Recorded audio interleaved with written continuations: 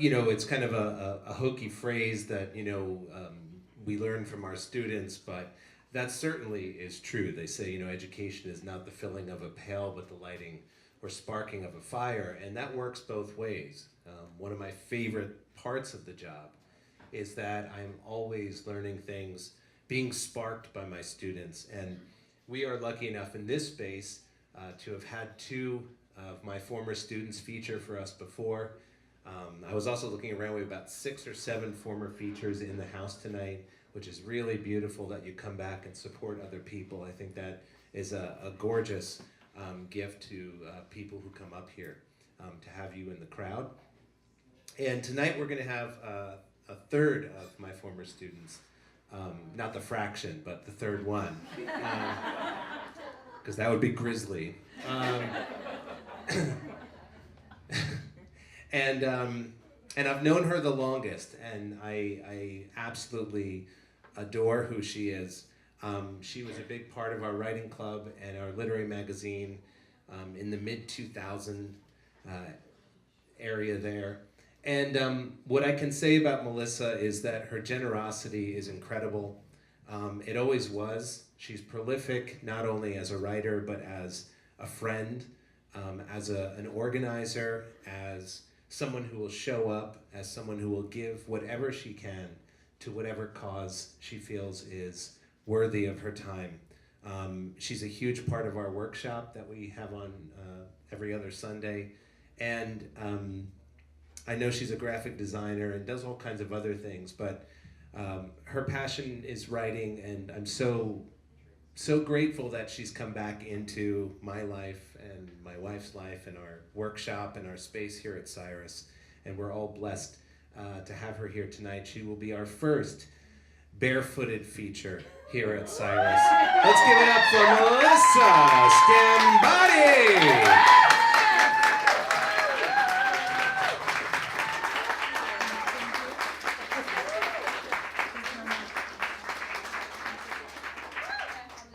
Thank you so much. I was going to tell you shouldn't say anything because I was going to get emotional. But oh well. Thank you everybody for being here tonight. This means so much to me. Being in Matt's class, I graduated in 2006. It's been a while. And getting to know Matt and Terry and their whole family and all of you over the last couple, especially over the last year, but over the years has been really wonderful. So it means a lot to me to be able to share my work with you tonight. So thank you very much. So give yourselves a round of applause for being amazing.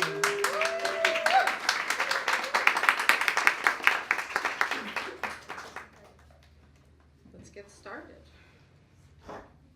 This one's called Conscious. I am in tune with my body, always present and aware. Aware of the upside-down pineapple cake I consumed for breakfast, aware of the beater full of brownie mix I licked clean, aware that I binged on rice cakes with maple syrup. A fridge full of vegetables, I opened the door and hear them whisper, but the cheese calls loudest, and so it is the chosen one. And when I finish, peanut butter and jelly from the cupboard nostalgically cradles my wounds in the glow of Netflix. Are you still watching? The sage extinguishes and the ashtray clears the room of negative energy, but I can still cut the tension with my teeth, choke on my feelings, and go into the kitchen for more.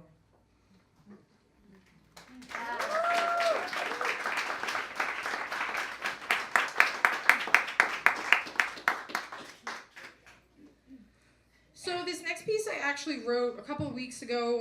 Dan and I were supposed to be at the music festival in Watkins Glen. I don't know if there's any Fish fans in the house. Oh, that's all right. But we're Fish fans, and we were supposed to be there. So there's some lyrics from some of our favorite songs in here, and it's about the festival that got rained out. Watkins had a pretty bad storm and got put into a state of emergency. They had to cancel our concert, and Watkins had way bigger problems to deal with, unfortunately. So this is called The Festival That Wasn't. The rain came down and washed it all away, filled that waterfall to bursting. What better way to learn to live in a moment than to have a moment taken? Cloudy taps would be a luxury for places like Flint. Yes, half of Watkins is stretched too thin. Yes, state of emergency. Yes, boil water. Yes, wet to the bones. Yes. But us dirty hippies just wanted to jam, man. Just wanted to bounce around the room. Just wanted to take off our suits and ties, heels and pearls, wipe off our customer service face, drown the how can I help you attitude. But not drown it like this. Just wanted to let somebody else watch the kids and the cats in the house. Just wanted to worry about the bills next week. Just not have to set an alarm. Just let the sun or the smell of weed wake us up silent in the morning. Just not have to wear a bra or shoes, vacuum a carpet or wash a dish. Just let the vibrations of love and light pulse beneath sun-kissed skin. Just step to the line and dive into a place unknown, unscheduled, undecided, undefined, where we could be free for just a few days before we had to find a way back home. Thank you.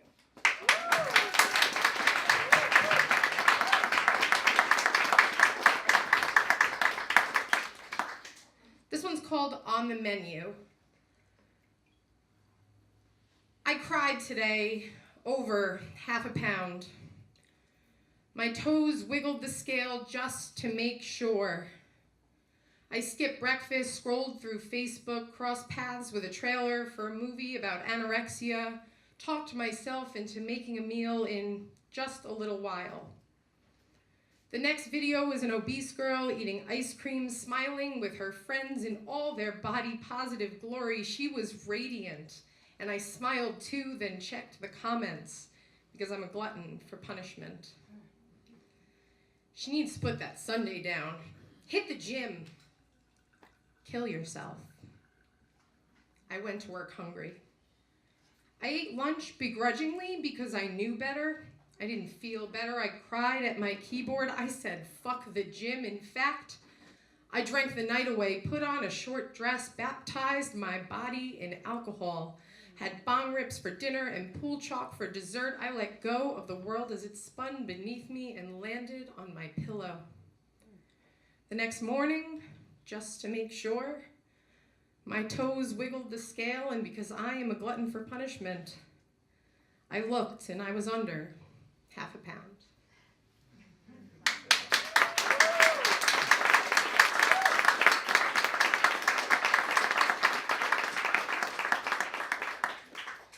Next one's a short one. It's called Eat the Worm.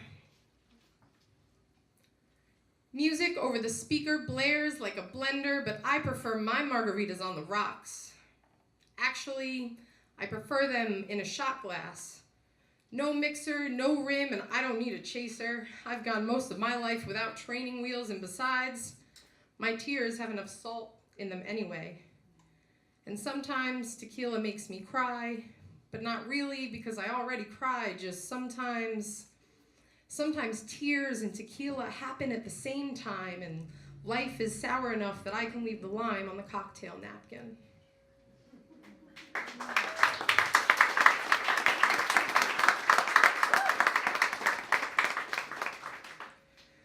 Thank you. So this next piece is actually in response to the suggestion that those living below the poverty line, instead of being able to be provided with food stamps, they would have their food stamps replaced with a box of food that was predetermined for them, and it would be just like Blue Apron, and well, that's how I feel about that. You've decided how we should eat. We the poor are the test for the plans stashed in the Cheeto-stained drawer of the Resolute desk. Resolute. Take this, all of you, and eat from it, for this is the box handed from on high, and as the saying goes, you get what you get, don't get upset, and don't ask why. Pop open this can of refried beans, that's too bad. Consuming pork is against your beliefs. Schlep the contents in a basket on the back of your bike. It's heavy, but carry it every last bite.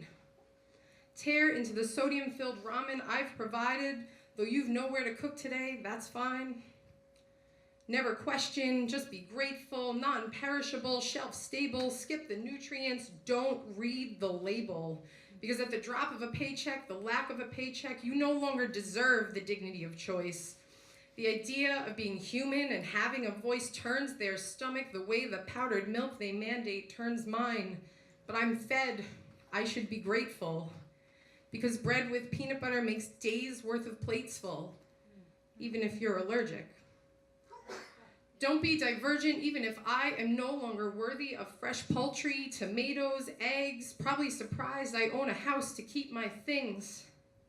You are, I know, because all poor is the same and all we do is ride on others' coattails and dreams. Teach a man to fish only if he feeds you after, out of touch, humanization out the window with laughter, with confetti falling on parade sidelines. I am expected to suckle at the teat, raise my hands and objection. My hands? What's wrong with my hands? Oh, my manicure. What are you looking at my hair for? Yes, I got highlights. Yes, my nails are done. Who are you? Have you forgotten these things can come from a box too? Because my job demands an appearance to which I need rise, lest the box way of life be my only way to survive. Yes, I should be sorry my shoes don't have holes in them either, that I have makeup on, that my car still runs, that... Let it go, they say.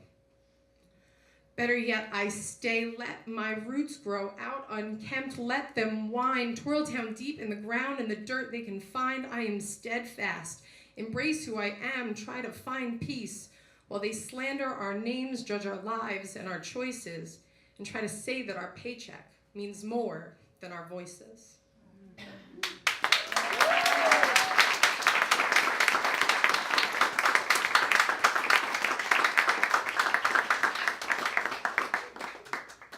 Thank you so much. This has been absolutely wonderful. This is so exciting. When Matt and Terry asked me to read, I was like blown away. And it was so long ago and it felt like it was never gonna get here. And then all of a sudden, it was 20 minutes ago and I was like, oh, okay, we're here now. So this is my last piece. It doesn't have a title yet. I write a lot about body imagery and eating and body positivity, and I spent a long time working on that, and I used to weigh almost 300 pounds, and I lost a ton of weight, then I gained it all back. I'm in the process of losing it again, and it's a battle, and it's a struggle. But I think I fared pretty well, and this piece kind of sums up this journey as well as you can sum up any journey, I guess. My body makes people uncomfortable. It's my favorite. I love to laugh as they stammer when I own my stretch marks, declare my weight, flaunt my size 22 jeans. Their words aren't needed because I am comfortable with my body. The way ballet dancers pirouette, the way yogis handstand, the way moss grows on stone.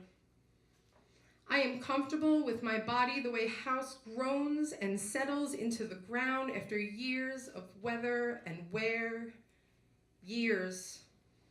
I've spent nearly 30 moving in, decorating the walls, arranging the furniture just right to feel at home. The way sand belongs at the beach, the way cats nap in sunspots, the way toddlers sing like nobody is watching. Decades have passed and I have finally grown into my curly hair and dimpled skin, the circles under my eyes, the glasses in front of them. Taught myself that I can be tall and feminine, pierced and professional, fat and beautiful. My body makes people uncomfortable. Not because I like to flaunt it, although sometimes I do, but because I like to flaunt it, and I am not a size 4 or a 6. Oh, but honey, I am a 10. I am proud of the woman I became when I realized I was here for more than other people's eyes, though I've learned that nobody knows what to do with me. Outside of the bedroom, they seem to prefer women who speak softly, complain about nothing, pose as arm candy, but I am loud, sometimes disagreeable, almost always a beautiful mess. I am not for everybody, a bit like gin and tonic, an acquired taste with plenty to be said about me.